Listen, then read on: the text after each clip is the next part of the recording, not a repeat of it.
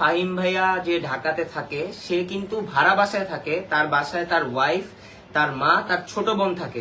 সে ছাড়া এখানে আদার আর একটা পার্সন নাই যে তাকে এসে হেল্প করবে। আপনারা বলছেন ঘাবড়াবেন কেন? যখন একটা প্রাইম মিনিস্টার অফিস থেকে একটা থ্রেট আসে, আপনি আমার ফাহিমের বয়স কত? তার কি জীবনের মায়া আছে?